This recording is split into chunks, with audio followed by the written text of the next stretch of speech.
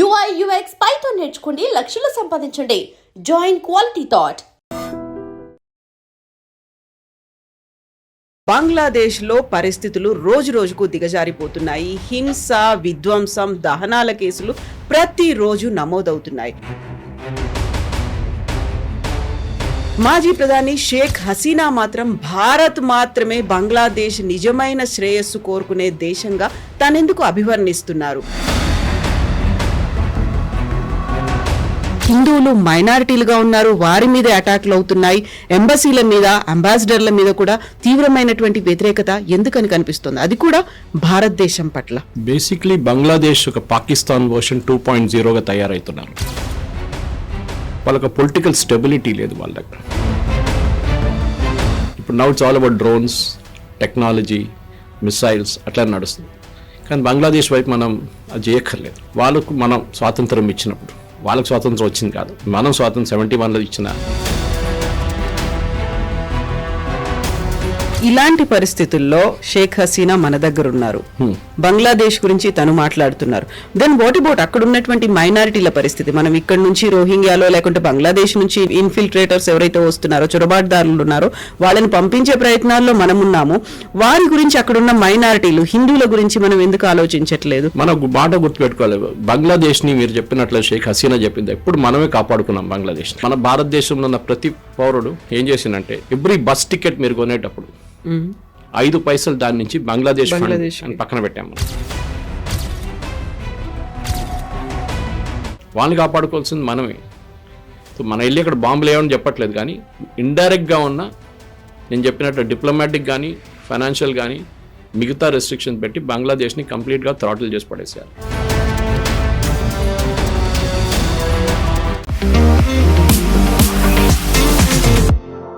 నమస్తే, నేను Kavitha. Welcome to I dream news and నిజాలు. బంగ్లాదేశ్లో పరిస్థితులు రోజురోజుకు దిగజారిపోతున్నాయి. హింస, విధ్వంసం, దహనాల కేసులు ప్రతిరోజు నమోదవుతున్నాయి. మైనారిటీలే టార్గెట్ల ఈ దాడులు ఎందుకని జరుగుతున్నాయి? ఇంట్రెస్టింగ్లీ, మాజీ ప్రధాని షేక్ హసీనా మాత్రం భారత్ మాత్రమే బంగ్లాదేశ్ నిజమైన శ్రేయస్సు కోరుకునే దేశంగా తనెందుకు అభివర్ణిస్తున్నారు? అక్కడున్నటువంటి బంగ్లాదేశీల్లో మాత్రం భారతదేశం పట్ల అంత తీవ్ర స్థాయిలో విముఖత, వ్యతిరేకత ఎందుకు వ్యక్తమవుతోంది? మనతో పాటుగా ఉన్నారు సీనియర్ జర్నలిస్ట్ సురేష్ కొచ్చదిల్ గారు. సార్ నమస్తే. మనం గతంలో మాట్లాడుకున్నాం బంగ్లాదేశ్ గురించి. దానికంటే కూడా ఎక్కువగా ఈ మధ్యన కేసులు అనేవి నమోదవుతున్నాయి. అందులోనూ పర్టికులర్గా అక్కడ హిందువులు మైనారిటీలుగా ఉన్నారు, వారి మీద అటాక్లు అవుతున్నాయి. ఎంబసీల మీద, అంబాసిడర్ల మీద కూడా తీవ్రమైనటువంటి వ్యతిరేకత ఎందుకని కనిపిస్తుంది, అది కూడా భారతదేశం పట్ల. బేసిక్లీ బంగ్లాదేశ్ ఒక పాకిస్తాన్ వర్షన్ 2.0గా తయారవుతున్నారు. నేను ఇది డెలిబరేట్గా చెప్తున్నాను, ఎందుకంటే పాకిస్తాన్ ఒక రిలీజియస్ థియోక్రాటిక్ స్టేట్ అంటారు ఇంగ్లీష్లో, ఆఫ్ఘనిస్తాన్ లాగా. ఆఫ్ఘనిస్తాన్ ఇంకొక చాలా ముందుకు వెళ్ళిపోయింది అనుకోండి. కంప్లీట్లీ బుర్కా, మహిళలు బయట వెళ్ళకూడదు, చదువుకోకూడదు అన్నీ. పాకిస్తాన్ అక్కడ దాకా వచ్చి ఆగిపోయింది. దానికన్నా ముందు వాళ్ళు వెళ్ళలేకపోయారు, ఎందుకంటే పాకిస్తాన్ కంట్రోల్ చేస్తుంది ఆర్మీ. పాకిస్తాన్లో సివిలియన్ గవర్నమెంట్ అంతా పేరు అంతే. మన యాయా ఖాన్ టైం నుంచి ఇప్పుడు అసీం మునీర్ దాకా, నడిమిట్లో జియా ఉల్ హక్ కానివ్వండి, పర్వేజ్ ముషరఫ్ కానీ, వీళ్ళందరూ పరిపాలించినప్పుడు వాళ్ళ గవర్నమెంట్ నడిపించుకున్నారు వాళ్ళు. ఇప్పుడున్న పరిస్థితుల్లో కవిత గారు, ద మెయిన్ ప్రాబ్లం ఏంటంటే బంగ్లాదేశ్కి వాళ్ళకి పొలిటికల్ స్టెబిలిటీ లేదు వాళ్ళ దగ్గర. అది మీరు ఎప్పుడూ చూసుకుంటూ వస్తున్నారు. మనం బంగ్లాదేశ్ లిబరేషన్ నుంచి స్టార్ట్ చేద్దాం, ఎందుకంటే 47తో మనకి ఇప్పుడు సంబంధం లేదు. ఎందుకంటే 47 నుంచి 71 దాకా పాకిస్తాన్ ఉండేది, ఈస్ట్ పాకిస్తాన్ ఉండేది. కానీ 71లో జరిగిన యుద్ధంలో మనం ఏం చేసామంటే, ముక్తి బాహిని అని చెప్పి ఒక టెర్రరిస్ట్ అని చెప్పాలి గెరిల్లా గ్రూప్ని ట్రైన్ చేసాం మనం బంగ్లాదేశ్లో. సివిలియన్స్ వాళ్ళకేం కావాలంటే పాకిస్తాన్ ఆర్మీని అక్కడ తరిమి కొట్టాలి, పాకిస్తాన్ ఆర్మీ అక్కడ ఉండకూడదని చెప్పి ఒక ఆర్మీని మనం తయారు చేసాం. మీకు గుర్తుంటుంది, Sam Manekshaw was leading the Indian army అప్పుడు. అండ్ ఆయన ఏమన్నారంటే, నాకు 6 నెలలు కావాలి ట్రైనింగ్ ఇవ్వడానికి వీళ్ళకి. ఇదే ట్రైనింగ్ మనం ఇంకొకటి గ్రూప్ కూడా ఇచ్చాం, వాళ్ళ పేరు LTT, liberation tigers of Tamil Eelam, Sri Lanka కోసం. అప్పుడు చాలామంది అనుకున్నారు LTT అంటే వాళ్ళే తయారై వచ్చారని. కాదు, నేను చెన్నైలో చదువుకుంటున్నప్పుడు 1983 to 86 IHM Chennai hotel management చేస్తున్నప్పుడు, తరామణి నుంచి ఒక బకింగ్హామ్ కెనాల్ ఉంటుంది, దాన్ని క్రాస్ చేసి ఇటువైపు వస్తే ఇందిరానగర్ అని చెప్పి ఒక కాలనీ ఉంది అడయార్ సైడ్లో. అక్కడ ఒక పెద్ద ఇల్లు ఉండే, చాలా పెద్ద ఇల్లు. మేము దాని పక్క నుంచి బెసన్ నగర్కి నడుచుకుంటూ వెళ్ళిపోతున్నప్పుడు ఆర్మీ వాళ్ళు ఉంటారు బయటంతా. సో మేము అప్పుడు ఆలోచిస్తున్నాం, ఆర్మీ వాళ్ళు ఇక్కడేం చేస్తున్నారు, ఏదైనా పెద్ద కమాండర్ ఎవరైనా ఉంటున్నారా ఆర్మీది, లేకుంటే ఎవరైనా ఆర్మీ ఆఫీస్ అనుకున్నాను. తర్వాత మాకు తెలిసింది ఏంటంటే అది వేలుపిల్ల ప్రభాకర్ రెడ్డి ఇల్లు, అక్కడ ఉంచుకున్నారు ఆర్మీ, ఇండియన్ ఆర్మీ ఆయన్ని ఓకే సేఫ్ హౌస్ లాగా. ఎందుకంటే అప్పుడు సిన్హాలీస్ మీద చాలా మటుకు కొలంబోలో తమిళనాడులో జరిగిన పాలిటిక్స్ వేలుపిల్ల ప్రభాకర్ని ఒక లీడర్గా పైకి వచ్చినారు. మనం ఆయన్ని సపోర్ట్ చేసాం, ట్రైనింగ్ ఇచ్చాం హిమాచల్ ప్రదేశ్లో, including the lady who committed the suicide bombing, Dhanu was trained in Himachal Pradesh. తర్వాత ఆమె సూసైడ్ బాంబర్గా తయారైంది. కానీ వేలుపిల్ల ప్రభాకర్ ఆయన ఇనీషియల్ బ్యాచ్ యాంటన్ బాలసింగం, వాళ్ళ మథ్య, వాళ్ళ ఇంటెలిజెన్స్ చీఫ్, వీళ్ళందరికీ ట్రైనింగ్ మనం హిమాచల్ ప్రదేశ్లో మన ఇండియన్ ఆర్మీ ఇచ్చారు. Course Indian army on their own చేయరు, గవర్నమెంట్ నుంచి వచ్చిన పొలిటికల్ ఇన్స్ట్రక్షన్ ప్రకారం ఇందిరాగాంధీ గవర్నమెంట్ టైం నుంచి మొదలైంది, ఇది రాజీవ్ గాంధీ టైంలో ఎండ్ అయింది. నేను ఎందుకు చెప్తున్నానంటే ఒక ప్యారలల్ డ్రా చేస్తున్నాను, ఇటువైపు ముక్తి బాహిని, ఇటువైపు ఎల్టీటీ, ఇటువైపు సిన్హాలీస్ ప్రాబ్లం, ఇటువైపు భారతదేశం వ్యతిరేకత, అప్పుడు పాకిస్తాన్ వ్యతిరేకత. ఇది ప్యారలల్గా నడుస్తున్నప్పుడు మనకు తెలిసింది ఏం జరిగిందంటే ఎల్టీటీని ఒక టెర్రరిస్ట్ ఆర్గనైజేషన్గా మారిపోయారు. దాని తర్వాత వాళ్ళు చేసిన అత్యాచారాలు సపరేట్, రాజీవ్ గాంధీ హత్య, దానికన్నా ముందు అక్కడ ఇండియన్ పీస్ కీపింగ్ ఫోర్స్ వెళ్తే ఆల్మోస్ట్ 3,000 మంది ఇండియన్ సోల్జర్స్ చనిపోయారు. ఇటువైపు బంగ్లాదేశ్, ఇప్పుడు చాలామంది మన దగ్గర సోషల్ మీడియాలో వచ్చి డ్రాయింగ్ రూమ్ ఎక్స్పర్ట్స్ ఉన్నారు మన దగ్గర, బంగ్లాదేశీ మనం యుద్ధం చేయాలి కదా, మనం వెళ్ళి వాళ్ళని ధ్వంసం చేయాలి కదా అంటారు. ఎందుకు? నేను అడిగే ప్రశ్న ఎందుకు? లోకం చాలా మారిపోయింది ఇప్పుడు. ముందు ట్యాంకులు తుపాకీలు తీసుకొని సోల్జర్స్ పరిగెత్తుకుంటూ అటువైపు వెళ్తున్నారు, ఫిజికల్గా కనిపించేది, ఫిజికల్ ఫైట్, బాహుబలి స్టైల్. ఇప్పుడు అది లేదు కదా.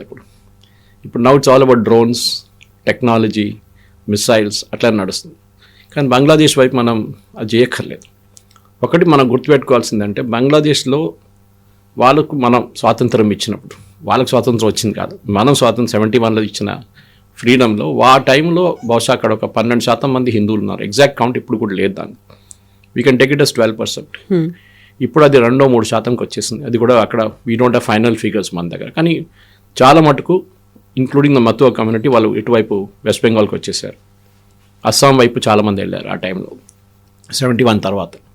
ముక్తి బాహిని ఏం చేశారంటే, ముక్తి బాహిని ఒక టెర్రరిస్ట్ గ్రూప్గా తయారై, ఒక గెరిల్లా గ్రూప్గా తయారై పాకిస్తాన్ ఆర్మీని ఓడించడం మనకు చాలా హెల్ప్ చేశారు, ఇండియన్ ఆర్మీని. దాని తర్వాత ఫ్రీడమ్ మూమెంట్ తర్వాత వాళ్ళ షేక్ ముజిబుర్ రహమాన్ ప్రైమ్ మినిస్టర్ అయిన తర్వాత వాళ్ళకి స్కాలర్షిప్లు ఇవ్వడం మొదలుపెట్టారు. అంటే వీళ్ళ పిల్లలకి ఉద్యోగాల్లో రిజర్వేషన్ ఇవ్వడం మొదలుపెట్టారు. ఫ్రీడమ్ ఫైటర్స్ మన దగ్గర కూడా బ్రిటిష్ వాళ్ళ వ్యతిరేకంగా పోరాడిన వాళ్ళందరినీ మనం ఫ్రీడమ్ ఫైటర్స్గా గుర్తించి వాళ్ళకి పెన్షన్ కానివ్వండి, వాళ్ళ పిల్లలకి రిజర్వేషన్ మిగతా అన్నీ మనం కల్పించాం. Same thing happened in Bangladesh. దాని వ్యతిరేకంగానే స్టూడెంట్ ప్రొటెస్ట్ జరిగింది, మనం చూసాం. షేక్ హసీనా వ్యతిరేకంగా బేసిక్లీ ఒక American sponsored George Soros funded campaign ఉండేది. దాంట్లో వాళ్ళు ఏం చెప్పారంటే వీళ్ళకి రిజర్వేషన్ ఇవ్వకూడదు, వీళ్ళ రిజర్వేషన్ మొత్తం ఫినిష్ చేసేసేయాలి, ఎందుకంటే మాకు కూడా ఆ ఉద్యోగాలు కావాలి. అక్కడ ఉద్యోగాలు లేవు, అసలు ఏం లేదు అక్కడ. సో పాకిస్తాన్ వర్షన్ 2.0 దానికి చెప్పాను నేను. సో ఆ పరిస్థితి ఎందుకు ఇది హిస్టరీ చెప్తున్నా అంటే, మనం ఇప్పుడు రిలేట్ చేయాల్సింది అక్కడి నుంచి. ఇప్పుడు జరుగుతున్న భారతదేశం వ్యతిరేకత జరుగుతున్న డెమాన్స్ట్రేషన్స్ మొత్తం జమైతా ఇస్లామీ వాళ్ళు నడిపిస్తున్నారు. దీంట్లో చాలా మట్టుకు పాకిస్తాన్ ISI చేయి కూడా ఉంది. ఎందుకంటే లాస్ట్ 6 నెలల్లో స్పెషల్లీ యూనిస్ వచ్చినప్పుడు అక్కడి నుంచి మనకు చూస్తున్నాం పాకిస్తాన్ ఆర్మీ ఇన్వాల్వ్మెంట్ చాలా పెరిగింది. అక్కడ ISI ప్రెసెన్స్ కూడా ఢాకాలో ఉందని చెప్పి మన ఇంటెలిజెన్స్ సోర్సెస్కి తెలిసిందే. అది మనం పబ్లిక్లో డిస్కస్ చేయలేం, కానీ ఉంది అక్కడ. పాకిస్తాన్ ఆర్మీ చాలా మట్టుకు వాళ్ళ రిసోర్సెస్ని తీసుకొచ్చి ఇక్కడ పెడుతున్నారు. వాళ్ళకి ఇప్పుడు కూడా 71 వార్లో వాళ్ళు సరెండర్ చేసింది ఇప్పుడు కూడా వాళ్ళు తట్టుకోలేకపోతున్నారు. దట్ వాజ్ అ లో పాయింట్ ఇన్ పాకిస్తాన్ ఆర్మీ అన్నమాట. ఎందుకంటే ఒక ఆర్మీ సరెండర్ చేయడం అనేది హిస్టరీలో చాలా తక్కువ. One of the biggest armies, ఆ టైంలో ఉన్న బిగ్గెస్ట్ ఆర్మీస్ పాకిస్తాన్ సరెండర్ చేశారు. 93,000 మంది ప్రిజనర్స్ ఆఫ్ వార్ని మనం తీసుకొని వాళ్ళ బట్టలు ఇప్పేసి అక్కడ నిలబడిపించి తీసిన ఫోటో ఇప్పుడు కూడా ఉంది మన దగ్గర. జనరల్ నియాజీ సైన్ చేస్తున్న ఒక డాక్యుమెంట్ ఢాకాలో. అది it's become very iconic picture. ఇప్పుడు ఇండియన్ ఆర్మీ హెడ్ క్వార్టర్స్ వెళ్తే అక్కడ కనిపిస్తుంది. ఈవెన్ ఇక్కడ మన ఆ సికింద్రాబాద్ ఆర్మీ ఏరియాలో కనిపిస్తుంది మీకు సేమ్. కానీ నేను ఎందుకు హిస్టరీ చెప్తున్నా అంటే, బంగ్లాదేశ్ని ఎట్లా ట్యాకిల్ చేయాలని చాలామంది మాట్లాడుకుంటున్నారు. నేను చెప్పాను చూడండి, అందరికీ ఒక్కొక్క ఐడియాస్ ఉన్నాయి. ఒకరేమో యుద్ధం చేయాలి, అక్కడ వెళ్ళి వీళ్ళని అందరిని ఫినిష్ చేసేయాలని చెప్పి. నా పర్సనల్ ఒపీనియన్గా అట్లా కాదు. బంగ్లాదేశ్ని మనం ఒక కప్పగా నీళ్ళు వేసే హాట్ వాటర్ వేసే కప్పగా చూసుకోవాలి. వేడి నీళ్ళు వేస్తే అది బయటికి దుంకేస్తుంది. అది కాకుండా చల్లనీళ్ళు వేసి మెల్లగా గ్యాస్ స్పీడ్ పెంచుకుంటూ పోతే డెఫినెట్గా ఒక టైంలో అది అవుట్ అయిపోతుంది. ఇదే మనం చేయాల్సింది. బంగ్లాదేశ్కి 3-4 మెయిన్ ఎక్స్పోర్ట్స్ ఉన్నాయి ప్రోడక్ట్స్. వాళ్ళు actually it's a failed state, Pakistan version అదే. కానీ ఇప్పుడు ఇక్కడ యూఎస్ కానివ్వండి, మిగతా దేశాలు చాలా మటుకు హెల్ప్ చేస్తున్నాయి, ఈవెన్ యూకే కూడా. సరే వాళ్ళు హెల్ప్ చేయండి, ప్రాబ్లం లేదు. వాళ్ళు వేస్తున్న డబ్బులు పోతేనే ఉంటుంది. అది వీళ్ళు స్విస్ బ్యాంక్ అకౌంట్లో వేసుకుంటారు, యూనిస్ కానీ ఎవరైనా కానీ, ఒకటి ఆర్మీ వాళ్ళని. కానీ బంగ్లాదేశ్ ఆర్మీ ప్రొఫెషనల్ ఆర్మీ ఒకటి, అది మనం అప్రిషియేట్ చేయాల్సింది. వాళ్ళు ఇవాళ దాకా సైడ్స్ ఎక్కడ తీసుకోలేదు వాళ్ళు, షేక్ హసీనా ఉన్నప్పుడు కానీ ఇప్పుడు కూడా కానీ. ఇప్పుడు మనం ఏం చేయాల్సింటే బంగ్లాదేశ్ 3 ఎక్స్పోర్ట్స్ ఫస్ట్ తీసుకుందాం, టాప్ 3 ఎక్స్పోర్ట్స్. ఒకటి టెక్స్టైల్, నెక్స్ట్ జూట్, అండ్ మూడోది ఫిష్, హిల్సా, ఇక్కడ వచ్చేది మన వెస్ట్ బెంగాల్కి వచ్చేది. ఆ మూడోది పక్కన పెడదాం, ఫస్ట్ 2ని ట్యాకిల్ చేద్దాం. దాంట్లో first most important is textile. వీళ్ళ టెక్స్టైల్ ఎక్స్పోర్ట్స్ చాలా మటుకు వీళ్ళ ఎకానమీని ఉంచుకున్నారు. మీకు గుర్తుండే కవిత గారు, ఒక 2-3 నెలల ముందు ఢాకా ఇంటర్నేషనల్ ఎయిర్పోర్ట్లో $1 బిలియన్ వర్త్ ఎక్స్పోర్ట్ సడన్లీ మంట పట్టుకుని కాలిపోయింది మొత్తం. ఎవరు చేశారో తెలియదు. 1 billion is not a small amount Bangladesh లాంటి దేశాన్ని. ఎవరు చేశారు? చాలా మటుకు అలిగేషన్స్ ఉంటే మన వాళ్ళు చేపించారని చెప్పేసి. ఇప్పుడు హైదీ హత్యలో మన చేతుందంటే వాళ్ళ దాంట్లో 2 పట్టుకున్నారు బంగ్లాదేశ్ వాళ్ళని. వాళ్ళు అడ్మిట్ చేశారు, మేమే చేసాం. ఎవరి కోసం చేసామంటే పొలిటికల్ అసాసినేషన్ ఉండే బిఎన్పి తరఫు నుంచి బంగ్లాదేశ్ నేషనల్ పార్టీ, ఖలీదా జియా వాళ్ళ పార్టీ, ఈయన భయపడుతుండే ఈయన కొత్త లీడర్గా తయారవుతాడు. మీకు this guy been there from 2016. హైదీ కొత్తగా రాలేదు, ఈయన స్టూడెంట్ లీడర్ అప్పటి నుంచి ఉన్నారు. కానీ పాకిస్తాన్ లాగానే ఇక్కడ కూడా ఒక టెర్రర్ స్టేట్ తయారవుతున్నారు. హైదీని తీసుకెళ్ళి ఖైదరుల్ ఇస్లాం ఆయన పక్కన, నరుల్ ఇస్లాం పక్కన, బంగ్లాదేశ్ పోయట్ పక్కన బరీ చేయడము. అది కాకుండా ఆయన ఇచ్చిన స్పీచ్ని మొహమ్మద్ యూనిస్ మేము దాన్ని వీల్ మేక్ ఇట్ ట్రూ అని చెప్పడం. అంటే నార్త్ ఈస్ట్ మొత్తం మేము తీసుకుంటామంటే ఏదో చాక్లెట్ కాదు కదా వెళ్ళి తీసుకోవడానికి అక్కడ.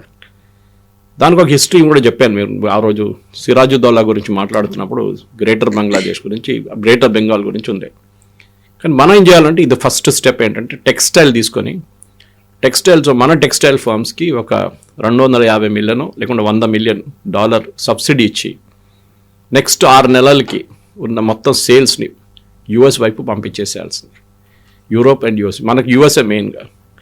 బంగ్లాదేశ్ టెక్స్టైల్ ఎక్స్పోర్ట్ని మొత్తం ధ్వంసం చేయాలి కంప్లీట్గా, ఎకనామికలీ నాట్ ఫిజికలీ. మన కీటెక్స్ కానివ్వండి, తిరుపూర్లో ఉన్న కంపెనీలు అందరూ కష్టపడుతున్నారు. ఇప్పుడు స్టాలిన్ మొన్న లెటర్ కూడా రాసింది. ఇది కాకుండా మన లుధియానా వైపు వీళ్ళందరికీ ఇచ్చేసి you export like crazy to US, సబ్సిడీస్తో సహా. ఏ రోజైనా మనం డీల్ కూడా వచ్చేస్తుంది, మనం యూఎస్ డీల్ సైన్ చేయబోతున్నాం. అది వస్తే ఇంకా మంచిది. బంగ్లాదేశ్ దాంతోనే ఫినిష్ అయిపోతారు కంప్లీట్గా. వాళ్ళకి ఇంకా పెద్ద ఎక్స్పోర్ట్ ఏం లేదు, నాట్ అన్ ఇంజనీరింగ్ బేస్, వాళ్ళ దగ్గర ఏం లేదు వాళ్ళ దగ్గర. ఇదొకటి చేస్తే మనం చాలు. సరే డబ్బులు యూఎస్ ఎంత పెట్టినా కానీ వాళ్ళ దగ్గర ఉద్యోగం ఇవ్వాలి కదా. ఉద్యోగం ఇవ్వకపోతే ఇవి ఈ సేమ్ మనుషులు ఎవరెవరు ఇప్పుడు పనిచేస్తున్నారో ఫ్యాక్టరీలో వాళ్ళు రోడ్డు మీద దిగుతారు, వారు గవర్నమెంట్ వ్యతిరేకంగా ప్రొటెస్ట్ చేస్తారు. అప్పుడు ఇంకొక రెవల్యూషన్ వచ్చేస్తుంది అక్కడ. ఇది మనం చేయాల్సింది ఫస్ట్ స్టెప్. సెకండ్ స్టెప్ ఏంటంటే ఇంటర్నేషనల్ ఫోరంలో కూడా బంగ్లాదేశ్ని పక్కన పెట్టేసేయాలి. మనం వాళ్ళని సీరియస్ తీసుకోక్కర్లేదు. ఇప్పుడు ప్రాబ్లం ఏమవుతుందంటే, ఇప్పుడు నిన్న చాణక్యపురి డిప్లొమాటిక్ ఏరియాలో ఢిల్లీలో ఒక ప్రదర్శన జరిగింది బంగ్లాదేశ్ ఎంబసీ వ్యతిరేకంగా. 25 మంది అర్ధ కిలోమీటర్ దూరం నిలబడి ప్రొటెస్ట్ చేసాడు. దాన్ని పెద్ద న్యూస్ చేసింది బంగ్లాదేశ్లో. యాజ్ ఇఫ్ మనం వాళ్ళ హైకమిషన్ అటాక్ చేసాం, దాన్ని ధ్వంసం చేసామని చెప్పి పెద్ద న్యూస్ తీసుకొచ్చి ఎంఈఏ వాళ్ళు ఒక ప్రెస్ నోట్ ఇష్యూ చేశారు. ఐ పుట్ దట్ అక్రాస్, నా ఫేస్బుక్లో కూడా వేసాను నేను. అది ఏం జరగలేదు అట్లా. It was a very small demonstration, అది కూడా చాలా పీస్ఫుల్గా. అదే టైంలో చిత్తోగ్రామ్లో మన ఎంబసీ వ్యతిరేకంగా అక్కడ రాళ్ళు విసిరారు, అన్నీ చేశారు వాళ్ళు. మన మాట గుర్తుపెట్టుకోవాలి, బంగ్లాదేశ్ని మీరు చెప్పినట్లు షేక్ హసీనా చెప్పింది, ఎప్పుడు మనమే కాపాడుకున్నాం బంగ్లాదేశ్ని. I give an example. ఇది చాలా మటుకు ఇప్పుడున్న జనరేషన్కి తెలియదు, కానీ నేను చూసాను ఇది ఆ టైంలో. బంగ్లాదేశ్ వార్లో 1970s స్టార్ట్ అవుతున్నప్పుడు మనకి డబ్బులు కావాలంటే బంగ్లాదేశ్కి ఇవ్వడానికి, సహాయం చేయడానికి. అప్పుడున్న మన భారతదేశంలో ఉన్న ప్రతి పౌరుడు ఏం చేసిందంటే, ఎవ్రీ బస్ టికెట్ మీరు కొనేటప్పుడు 5 పైసలు దాని నుంచి బంగ్లాదేశ్ అని పక్కన పెట్టాం మనం. ఆలోచించండి, బస్ టికెట్ అంటే అందరూ ఎవరైనా కానివ్వండి, నార్మల్ పర్సన్ ట్రావెల్ చేసినప్పుడు బస్ టికెట్ కొంటున్నప్పుడు ఆ టైంలో కార్లు ఏం లేకుండే, ఊబర్ లేకుండే, ఓలా లేకుండా. సో 5 పైసలు దాని నుంచి ఎన్ని కోట్లు కలెక్ట్ అయిందో ఆలోచించండి. అది కాకుండా మనం సపరేట్ సినిమా హాల్లో 25 పైసలు ప్రతి టికెట్ మీద మనం బంగ్లాదేశ్ రిలీఫ్ ఫండ్కి పెట్టుకున్నాం. నెక్స్ట్ స్టాంపులు స్టాంప్ ఇష్యూ చేసి బంగ్లాదేశ్ స్టాంప్ కోసం మనం సపరేట్గా డబ్బులు పెట్టాం దానికి కూడా.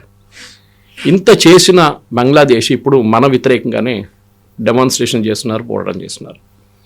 దీన్ని ఒక ఇస్లామైజేషన్ ఆఫ్ బంగ్లాదేశ్ అని చెప్పొచ్చు.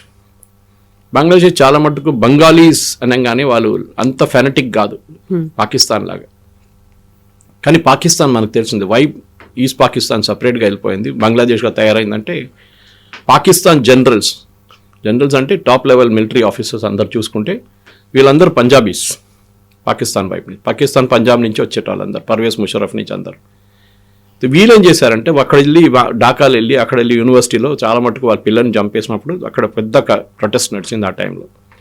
ఇప్పుడు వర్షన్ 2.0లో కూడా అదే జరగబోతుంది. మనం స్లోగా మెల్లగా ఆడుకుని పోతే బంగ్లాదేశ్ వైపు ఇంకొక 6 నెలల్లో, ఎందుకంటే 2 మేజర్ ఈవెంట్స్ జరగబోతుంది బంగ్లాదేశ్లో. ఒకటి ఎలక్షన్, దాంట్లో ఒకటే major political party as of now BNP, Bangladesh National Party. Sheikh Hasina party వాళ్ళైతే డిస్క్వాలిఫై అయిపోయారు. అది కాకుండా ఇటువైపు ఏమో ఇప్పుడు BNPలో కూడా Khaleda Zia is critically ill, ఆమె ఉంటుందో లేదో తెలియదు, వాళ్ళ కొడుకు is now in charge of the party. అది కాకుండా ఒక రెఫరెండం మనం మాట్లాడాము అనుకుంటాను నేను, రెఫరెండం గురించి ఒక రెఫరెండం పెడుతున్నారు. దాంట్లో 12 పాయింట్స్ ఉన్నాయి. మీకు ఎట్లాంటి గవర్నమెంట్ కావాలి, అది ఇది, లోవర్ హౌస్, ప్రెసిడెంట్ ఎట్లా ఎలక్ట్ చేయాలి, పార్లమెంట్ పవర్స్ ఉంటుంది, ప్రైమ్ మినిస్టర్ పవర్, అన్నిటి చేసి మీకు ఎస్ అండ్ నో ఆప్షన్ ఇచ్చారు అంతే. ప్రతి ప్రశ్నకు కాదు, మొత్తం అన్ని 12 ప్రశ్నలకి ఒక ఎస్ అండ్ నో అని చెప్పాలి. మీకు 11 నచ్చవచ్చు, 12 నచ్చకపోతే కూడా మీరు కొట్టాల్సిందే. సో అదొక జరుగుతుంది. ఇది 2 జరగకపోతే then again Bangladesh will go back into chaos. ఎందుకంటే ఒక కేర్ టేకర్ ప్రైమ్ మినిస్టర్ కూడా కాదు, కేర్ టేకర్ అడ్వైజర్గా పనిచేస్తున్న మహమ్మద్ యూనిస్ని దేశాన్ని ఆయన కంట్రోల్ చేయలేకపోతున్నారు. అక్కడ బేసిక్లీ CIA వాళ్ళు, ISA వాళ్ళు ఆడుకుంటున్నారు. CIA వాళ్ళ గేమ్ సపరేట్. వాళ్ళకి చైనాని కంట్రోల్ చేయడానికి చైనా మీద ఉన్న లిజనింగ్ పోస్ట్గా బంగ్లాదేశ్ని వాడుకుంటున్నారు. ఎస్పెషల్లీ నార్దర్న్ బంగ్లాదేశ్ నుంచి అరుణాచల్ పైప్ నుంచి చైనా అక్కడి నుంచి నడిపిస్తున్న ఫ్లైట్లు అన్నీ ట్రాక్ చేయడానికి బంగ్లాదేశ్ని యూజ్ చేస్తున్నారు. సదర్న్ బంగ్లాదేశ్ నుంచి బే ఆఫ్ బెంగాల్ నుంచి మలకా స్ట్రేట్ నుంచి చైనీస్ షిప్స్ అక్కడిక్కడ తిరుగుతుంది, దాన్ని ట్రాక్ చేయడానికి చేస్తున్నారు. మనం బహుశా దీనికన్నా ముందు ఒక ఇంటర్వ్యూలో నేను చెప్పినాను, కోకో ఐలాండ్స్ గురించి మాట్లాడాలనుకుంటున్నాను. Coco Islands is also very important. అక్కడ చైనీస్ కూర్చున్నారు అక్కడ. ఇటువైపు మయన్మార్లో 2 పోస్టులు వీళ్ళు మన US మెయింటైన్ చేసుకుంటున్నారు. అక్కడి నుంచి కూడా వాళ్ళు they are watching Malacca Strait, చాలా ఇంపార్టెంట్ ఛానల్ అన్నమాట. ఆయిల్ చాలా మటుకు వరల్డ్లో 40% ఆయిల్ అక్కడి నుంచే మూవ్ అవుతుంది. చైనీస్ షిప్స్ కూడా అక్కడ ఉంటుంది. సో ఓవరాల్ పొలిటికల్ సెనారీ చూస్తే బంగ్లాదేశ్ని ఒక వ్యాసల్ స్టేట్ అంటాం మనం, అంటే ఒక యూజ్ చేసుకుంటున్నాం వాళ్ళని. US వాళ్ళు ఫుట్బాల్ ఆడుకుంటున్నారు వాళ్ళతో. ఏ రోజు వాళ్ళకి బంగ్లాదేశ్తో పని లేదు ఆ రోజు పడేసి వెళ్ళిపోతారు వాళ్ళు. ఆఫ్ఘనిస్తాన్ లాగానే, ఆఫ్ఘనిస్తాన్ నుంచి పారిపోయారు. సోవియట్స్ వెళ్ళిపోయిన తర్వాత ఆఫ్ఘనిస్తాన్లో USకి అక్కడ ఉండడానికి అసలు అవసరం లేదు అక్కడ. సో వాళ్ళు అక్కడ ఎక్విప్మెంట్ కూడా పెట్టేసి అన్ని పెట్టేసి పారిపోయారు అక్కడి నుంచి. బంగ్లాదేశ్లో కూడా అదే జరగబోతుంది. కానీ పాకిస్తాన్ చూసుకోవాలి మనం చాలా కేర్ఫుల్గా. ఎస్పెషలీ వాళ్ళు ఎయిర్ బేసెస్ బిల్డప్ చేయడం కానీ, వాళ్ళు బంగ్లాదేశ్ ఆర్మీకి ట్రైనింగ్ ఇచ్చేది కానీ, బంగ్లాదేశ్ ఆర్మీకి ఆయుధాలు ఇచ్చేది మొత్తం మనం డెఫినెట్గా మన వాళ్ళు చూస్తున్నారు, చెక్ చేస్తున్నారు. చేయాల్సినంత చేసినాం. మనం పబ్లిక్ ఫోరంలో కూడా మాట్లాడి మనకు కూడా చాలా తక్కువ తెలుసు దాని గురించి. రా కానీ ఇండియన్ ఇంటెలిజెన్స్ కానీ వీళ్ళు కంప్లీట్గా బంగ్లాదేశ్ మీద ఒక నిఘా ఉంది వాళ్ళది. ఇది నడుస్తున్న పరిస్థితి. సో ఇలాంటి పరిస్థితుల్లో షేక్ హసీనా మన దగ్గర ఉన్నారు, బంగ్లాదేశ్ గురించి తను మాట్లాడుతున్నారు. దెన్ వాట్ అబౌట్ అక్కడ ఉన్నటువంటి మైనారిటీల పరిస్థితి? మనం ఇక్కడ నుంచి రోహింగ్యాలో లేకుంటే బంగ్లాదేశ్ నుంచి ఇన్ఫిల్ట్రేటర్స్ ఎవరైతే వస్తున్నారో, చొరబాటుదారులు ఉన్నారో, వాళ్ళని పంపించే ప్రయత్నాల్లో మనం ఉన్నాము. వారి గురించి అక్కడున్న మైనారిటీలు హిందువుల గురించి మనం ఎందుకు ఆలోచించట్లేదు? కేవలం అక్కడ ఉన్నటువంటి చిట్టగాంగ్లో ఉన్నటువంటి ఆ ఎంబసీలనో కాన్సులేట్లనో క్లోజ్ చేస్తున్నాం, పాస్పోర్ట్లు అనేది వీసాలు ఇవ్వట్లేదు, ఇది సరిపోతుందంటారా? మనకు కూడా ఒక లిమిటేషన్స్ ఉంది కవిత గారు. ఎందుకంటే రేపు ఒక అటాక్ చేయడం, మిసైల్ అటాక్ చేస్తున్న మన హిందువుల్ని ప్రొటెక్ట్ చేయలేం. బంగ్లాదేశ్లోని హిందువులు ఒకటే ఆప్షన్ ఏముందంటే వాళ్ళని భారతదేశంలో తెచ్చుకోవాలి. చాలామంది మటో కమ్యూనిటీ మీకు తెలుసుంటుంది, బంగ్లాదేశ్ నుంచి ఎప్పుడో వచ్చేసారు వాళ్ళు భారతదేశం. మోదీ గారు నిన్న దాని గురించి మాట్లాడారు కూడా, మిమ్మల్ని మేము కాపాడుకుంటాం, మీ సిటిజన్షిప్ మేము చూసుకుంటామని. ఒక 15-20 రోజులు టైం ఇచ్చి బంగ్లాదేశ్ నుంచి భారతదేశానికి రావాల్సిన హిందువులకి ఒక సేఫ్ కారిడోర్ క్రియేట్ చేసి వాళ్ళని రానియండి. పాకిస్తాన్ నుంచి పారిపోయినట్లు కాదు. ఇండిపెండెన్స్ టైంలో వాళ్ళకి ఇల్లు అమ్మాలంటే ఇప్పుడు ఇల్లు అమ్మలేరు, వాళ్ళు ఎవరు కొనరు, కొంటే కూడా ఇట్ బి డిస్ట్రెస్ సేల్. కానీ అట్లీస్ట్ వాళ్ళ దగ్గర ఉన్న బంగారం కానీ మిగతా అసెట్స్ కానీ తీసుకొచ్చి స్పెషల్ రిలీఫ్ ఫ్లైట్స్లో వాళ్ళని భారతదేశం తీసుకురావాల్సింది. వాళ్ళు రేపు తిరిగి వెళ్తారో లేదో it's a different thing altogether. ఇప్పుడు మన దగ్గర కాశ్మీరీ పండిట్స్ ఎట్లా చేశారు కాశ్మీర్లో ఆ రోజు, అట్లా కాకుండా సేఫ్గా వాళ్ళని భారతదేశం తీసుకొచ్చి ఇక్కడ టెంపరీగా ఉంచుకోవచ్చు. ఎవరెవరు పర్మనెంట్గా ఉండాల్సి అనుకుంటున్నారో వాళ్ళని పర్మనెంట్గా మనం సిఏఏ ప్రకారం వాళ్ళకి we can give them citizenship. వాళ్ళ పిల్లలకి ఇక్కడ స్కూల్ ఎడ్యుకేషన్ కానీ, కాలేజ్ ఎడ్యుకేషన్ కానీ, ప్రొఫెషనల్ ఎడ్యుకేషన్ మనం స్పెషల్ కోటా పెట్టి వాళ్ళకి అడ్మిషన్ ఇవ్వాల్సి వస్తుంది. ఈ step should be the first step అనమాట. ఇది కాకుండా అక్కడి నుంచి వచ్చే వాళ్ళకి ఫైనాన్షియల్ హెల్ప్ కూడా మనం చేయాల్సి వస్తుంది. ఎందుకంటే వాళ్ళ చేతిలో ఏమి ఉండదు, వాళ్ళు ఖాళీ వస్తారు అక్కడి నుంచి ఇక్కడికి. వాళ్ళకి సహాయంగా ఒక 5 లక్షలు, 10 లక్షలు, 15 లక్షలు ఇచ్చి వాళ్ళకి కాపాడుకొని వాళ్ళకి నెక్స్ట్ ఒక 6 నెలలు నడిపించుకోవడానికి వాళ్ళకి ఒక ఫైనాన్షియల్ వైర్బిత్తలు ఉండాలన్నమాట. అదొకటి. మూడవది బంగ్లాదేశ్ మీద పొలిటికల్ ప్రెషర్ పెట్టడం. అది మన యూఎన్లో పెట్టి ఏం ఫైదా లేదు, కానీ యూఎన్లో కూడా మాట్లాడచ్చు. కానీ ప్రతి ఇంటర్నేషనల్ ఫోరంలో బంగ్లాదేశ్లో జరుగుతున్న అత్యాచారాల మీద ఇంటర్నేషనల్ కోర్ట్ ఆఫ్ జస్టిస్ కానీ, హ్యూమన్ రైట్స్ ట్రిబ్యునల్స్ కానీ వీళ్ళని గుంజి అక్కడ తీసుకెళ్లాల్సింది. ఎందుకంటే మీరు ఇంటర్నేషనల్ కోర్ట్ ఆఫ్ జస్టిస్లో నెతన్యాహు గారు గాజా మీద చేసిన దాడికి ఆయన మీద అరెస్ట్ వారెంట్ ఒకటి ఉంది అక్కడ. It is absolutely non sense, ఎవరు పట్టించుకోరు ఇంటర్నేషనల్ కోర్ట్ ఆఫ్ జస్టిస్ మళ్ళీ. బట్ సింబాలిక్ అది. ఇటువైపు పుటిన్ యుక్రెయిన్ మీద దాడి చేశారని చెప్పి అక్కడ చాలా మందిని చంపేశారు రష్యన్ ఆర్మీ అని చెప్పి ఆయన వ్యతిరేకంగా కూడా ఇంటర్నేషనల్ కోర్ట్ ఆఫ్ జస్టిస్లో అరెస్ట్ వారెంట్. ఇదే అరెస్ట్ వారెంట్ మనం మొహమ్మద్ యూనిస్ మీద తీసుకొద్దాం. ఆయన రేపు ఉంటాడో లేదో తెలియదు, ఎలక్షన్ కాగానే ఆయన పారిపోతాడు అక్కడి నుంచి.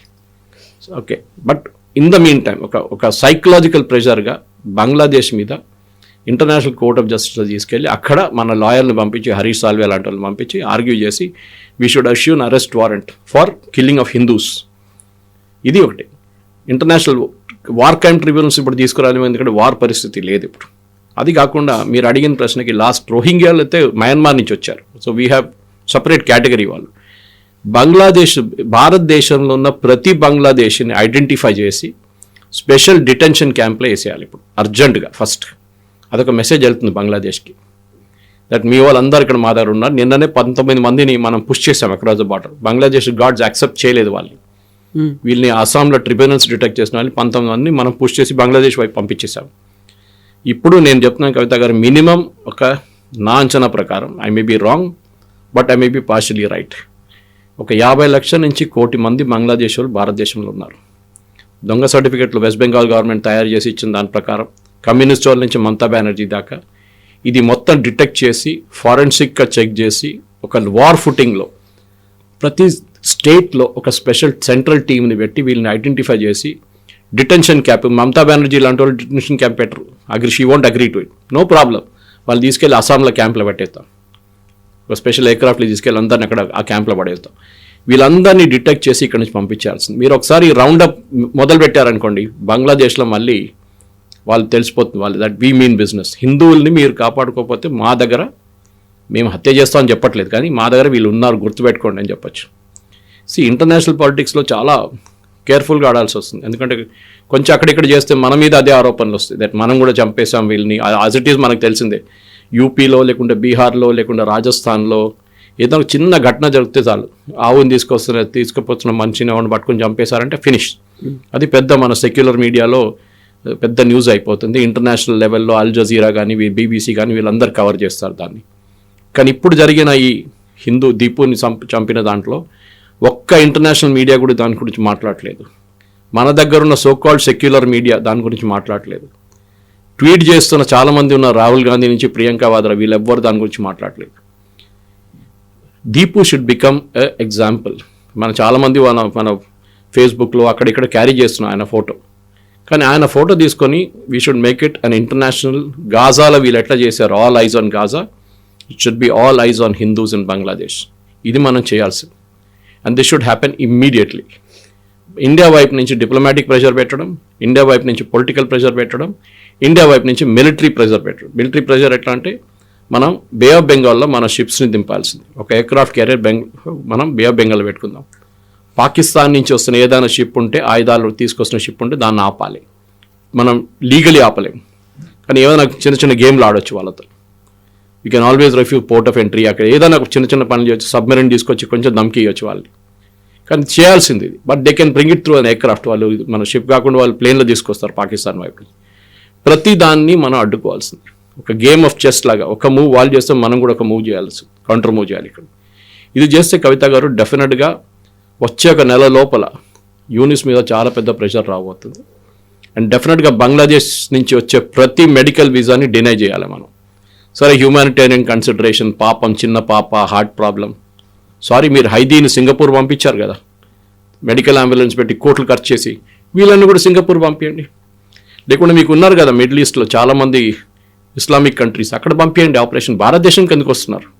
Please take them there. We will not take any visa. చిటగాంగ్లో యాసిటీస్ బంద్ చేసేసాం మన ఎంబసీ అక్కడ. మిగతా కూడా వీసా ఫ్రమ్ బంగ్లాదేశ్ జీరో, కంప్లీట్గా బంద్ చేసి పడేసేయాలి. There should be no more visa to any Bangladeshi to India. ఉన్నోళ్ళని నేను చెప్పాను చూడండి, ఉన్నోళ్ళు అందరూ పంపించాలి. భారతదేశంలో లీగల్గా ఉంటున్న బంగ్లాదేశీలను కూడా we should send dum back to Bangladesh. So అట్లాంటప్పుడు క్రైసిస్ అనేది వస్తుంది. మనం మన దగ్గరికి వచ్చిన వాళ్ళని పంపించేస్తున్నాము. ఎవరైతే పొలిటికల్ గా వచ్చారో వాళ్ళని మనం కాపాడుకుంటున్నాం చాలా ప్రొటెక్టెడ్ గా, చాలా సెక్యూర్డ్ గా. జస్ట్ లైక్ షేక్ హసీనా తను చెప్తున్నటువంటి మాట కూడా బంగ్లాదేశ్ శ్రేయస్సు కోరుకుంటుంది, భారతదేశం ఎప్పటికైనా ముడిపడి ఉంటుంది శ్రేయస్సుతో అనేది.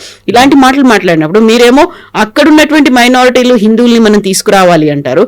దెన్ వాట్ అబౌట్ ఇక్కడ ఉన్నటువంటి మైనారిటీల మీద అట్రాసిటీస్ జరుగుతున్నాయి, వాళ్ళ మీద అటాక్స్ జరుగుతున్నాయి, లేకుంటే లించింగ్ అనేది, మాబ్ లించింగ్ ఇవన్నీ ఉన్నాయి. వాళ్ళకు ఉంటాయి కదా ఒక హక్కులు అనేవి ఉంటాయి, వాటినేమో మీరు పట్టించుకోవట్లేరు. కాకుంటే ఇంకెక్కడో పక్క దేశంలో జరుగుతున్న వాటి గురించేమో మనం ఎందుకు ఆలోచించాలి అనే వాదన. భారతదేశంలో జరుగుతున్న ప్రతి లించింగ్, సోకాల్డ్ లించింగ్ లేకుంటే సోకాల్డ్ మైనారిటీ అటాక్స్ని ఒక సిస్టమ్ ఉంది మన దగ్గర, ఒక లీగల్ సిస్టమ్ ఉంది. ముందు ఐపీసీ అంటుండే, ఇప్పుడు బిఎన్ఎస్ అంటారు దాన్ని. మీరు చూసుంటారు ప్రతి కేసులో. కానీ పల్గార్ సాధుస్ని చంపినప్పుడు అక్కడ ఏం చెప్పలేదే, ఎవరు దాని గురించి మాట్లాడలేదు. హిందువుల మీద అత్యాచారాలు జరిగితే ఎవరు దాని గురించి ట్వీట్ చేయరు, మాట్లాడరు. కానీ ఒక అఖ్లాక్ మీద జరిగిన అత్యాచారాలు కానీ ఇమ్మీడియట్గా ఇంటర్నేషనల్ మీడియా లెవెల్లో అది ఒక పెద్ద అటెన్షన్ సీకర్గా వచ్చేస్తుంది. డెఫినెట్గా ప్రతి హ్యూమన్ లైఫ్ ఇస్ వాల్యుబుల్, దాంట్లో డౌటే లేదు. కానీ వన్ వే ట్రాఫిక్ ఉండకూడదు. They should B traffic both ways. ఇది బంగ్లాదేశ్లో ఒకటి జరుగుతుంటే ఎవరు మాట్లాడలేదే.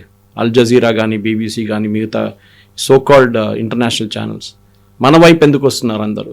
ఇక్కడున్న ప్రింట్ కానీ, స్క్రాల్ కానీ, క్వింట్ కానీ, లెఫ్టిస్ట్ మీడియాలు అందరూ ఉన్నారు. మొత్తం ఎంత రాస్తారు, పెద్ద పెద్ద రాస్తారు. అరుంధతి రాయ్ లాంటి వాళ్ళు ట్వీట్ చేస్తారు. ఇది ఇట్స్ టూ వే ట్రాఫిక్.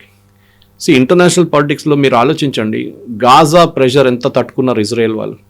వాళ్ళ మీద ఎంత ఆరోపణలు చేశారు, అక్కడ తీసుకెళ్లారు, ఇక్కడ తీసుకెళ్లారు. ఇంటర్నేషనల్ మీడియాలో కండమ్నేషన్ డైలీ, మీరు ఇంతమంది మహిళలు చంపుతున్నారు, పిల్లలు చంపుతున్నారు అని చెప్పి.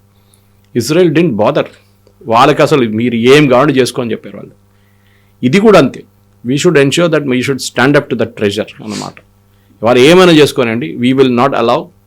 భారతదేశం మన దగ్గర ఉన్న రైట్స్ మనం కాపాడుకోవాలి. మన ప్రజలు అక్కడ ఉన్న హిందువుల్ని, దానికోసం సిఏఏ తీసుకొచ్చినప్పుడు ఎందుకు వ్యతిరేకించారు కాంగ్రెస్ వాళ్ళు, కమ్యూనిస్ట్ వాళ్ళు, ముస్లిం లీగ్ వాళ్ళు, ఓవైసీ లాంటి వాళ్ళు ఎందుకు వ్యతిరేకిస్తారంటే అక్కడున్న హిందువులు అక్కడ జావనియండి అంటున్నారు వాళ్ళు. వాళ్ళు ఇక్కడ తీసుకురాకూడదు, ముస్లిం తీసుకురావాలంటే అక్కడ. అరే మనం వాళ్ళకి దేశం ఇచ్చారా నాయన? ఇచ్చిన తర్వాత మళ్ళీ మనం తీసుకురావాలని వాళ్ళని ఇక్కడ. అక్కడున్న Hindu, Jains, Buddhist, Christians, Parsis వీళ్ళు ఎవరు ఉంటే వాళ్ళని ఇక్కడ మనం భారతదేశం తీసుకొచ్చి we will give them citizenship. కానీ అది ఇమ్మీడియట్గా ఉండాలి. కోర్స్ బ్యాక్గ్రౌండ్ చెకింగ్ ఉండాలి దానికి. అదంతా అయిన తర్వాత సిటిజన్షిప్ ఇచ్చి నేను చెప్పిన సిరీస్ ఆఫ్ స్టెప్స్, ఎడ్యుకేషన్ నుంచి ఫైనాన్స్ కానీ మిగతా అన్ని ఇల్లు ఇవ్వడం అంతా చేయాల్సి వస్తుంది. మనం ఒక ఇంటర్నేషనల్ ఎగ్జాంపుల్ సెట్ చేయాలి. ఎందుకంటే హిందూ నేషన్ అని చెప్పుకున్న భారతదేశం, ఆర్ఎస్ఎస్ సర్చింగ్ చాలా నిన్న కూడా చెప్పారు, దానికి రెజల్యూషన్ అక్కర్లేదు, వీఆర్ ఆల్రెడీ హిందూ నేషన్ అని చెప్పేసి. చాలా మటుకు మన రెఫరెన్సెస్లో దాన్ని మాట్లాడుతుంది. హిందూ అనగానే it is not Hindu religion but it's, Hindu way of life. Justice Venkatachaliah ఒక జడ్జ్మెంట్లో చెప్పారు సుప్రీంకోర్టులో, Hindutva is a way of life as different from Hindu అన్నమాట. Anyway that's a separate debate అన్నమాట. కనుక ఇస్లామిక్ నేషన్ని అలాగ తయారు చేస్తున్నారు బంగ్లాదేశ్ని. అండ్ డెఫినెట్లీ మీరు చూడండి కవిత గారు, దీన్ని యాక్చువల్లీ ట్యాకిల్ చేయకపోతే ఇంకొక 6 నెలల్లో, సంవత్సరం లోపల ఇంకొక పాకిస్తాన్గా తయారవుతారు. దాని తర్వాత ఆఫ్ఘనిస్తాన్ లాగా తయారవుతారు బంగ్లాదేశ్. బంగ్లా ఐడెంటిటీ అనేది ఉండదు. It will be a take over by Pakistan Punjabis. And వాళ్ళు బంగ్లాదేశ్ని నడిపిస్తారు. ఇక్కడ నుంచి యూనిస్ని తీసుకుని పక్కన పడేస్తారు వాళ్ళు. అక్కడున్న లోకల్ పొలిటికల్ లీడర్స్ని టైఅప్ చేసుకొని they will make Bangladesh another Pakistan, east పాకిస్తాన్ని మళ్ళీ తిరిగి తీసుకొస్తామని చెప్పి చాలామంది అక్కడ దాని గురించి మాట్లాడుతున్నారు ఇప్పుడు. So that will become a reality. So మనమే కేవలం రెస్పాండ్ అవ్వాల్సిన అవసరం ఉందా? భారతదేశమే రెస్పాండ్ అవ్వాలా? Then what about other countries? అవన్నీ ఎందుకు రెస్పాండ్ అవ్వట్లేదు? ఇవన్నీ కూడా ఉంటాయి కదా. వాళ్ళు చేయరు. క్రిస్టియన్ కంట్రీ అంటే సుడాన్లో క్రిస్టియన్, నైజీరియాలో క్రిస్టియన్స్ మీద బాంబింగ్ చేయగానే ట్రంప్ ఏమో బాంబింగ్ ఆర్డర్ చేసిండు అక్కడ, టెర్రరిస్ట్ గ్రూప్ వ్యతిరేకంగా. అదే మనం బంగ్లాదేశ్ వ్యతిరేకంగా చేస్తే అప్పుడు అన్ని హ్యూమన్ రైట్స్ అది ఇది పుకార్ యూనియన్ రెజల్యూషన్ అన్నీ వచ్చేస్తారు. అంటే ఆయన ప్రపంచ పోలీస్, ఆయన ట్రంప్, ఆయన ఏం కావాలంటే చేసుకుంటారు. అక్కడ స్పెసిఫిక్ క్రిస్టియన్స్ గ్రూప్ మీద దాడి చేస్తున్నారని చెప్పి సుడాన్ కానివ్వండి, మన సిరియాలో కూడా చూసాం మనం. అది కాకుండా నైజీరియాలో నడుస్తుంది అత్యాచారాల మీద. Definite is bombing. ఆయన అంటున్నారు it is a matter of my right to do it, ఎందుకంటే క్రిస్టియన్స్ని కాపాడుకోవాల్సింది మేమే.